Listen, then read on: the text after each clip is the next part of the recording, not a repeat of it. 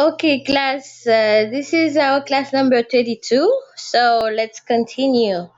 Where are you going? Kikoto brale. Where are you going? Kikote ubrale. Where are you going? Kikote ubrale. I'm going to the bakery. Mbrale na patisserie. I'm going to the bakery. Mbrale na patisserie. I'm going to the bakery. Mbrale na patisserie. I'm going to the bank. Mbrale la bank. I'm going to the bank. Mbrale la bank. I'm going to the bank. Mwen prale la bank. I'm going to the bus station. Mwen pral nan station bis la.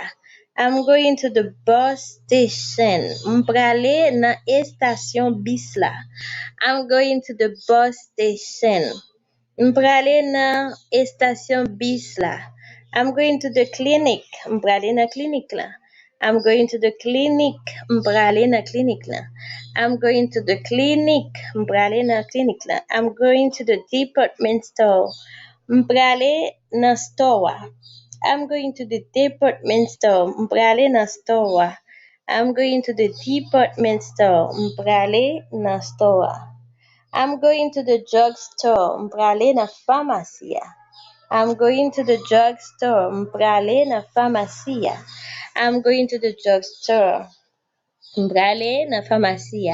I'm going to the gas station. Mbrale na pompe la. I'm going to the gas station. Mbrale na pompe la. I'm going to the gas station.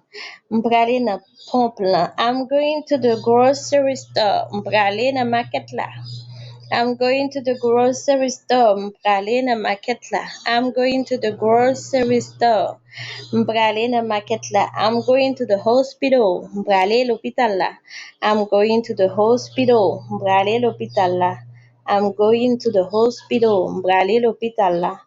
I'm going to the library. Mbrale na libreria. I'm going to the library. Mbrale na libreria. Okay, class, that was all for today.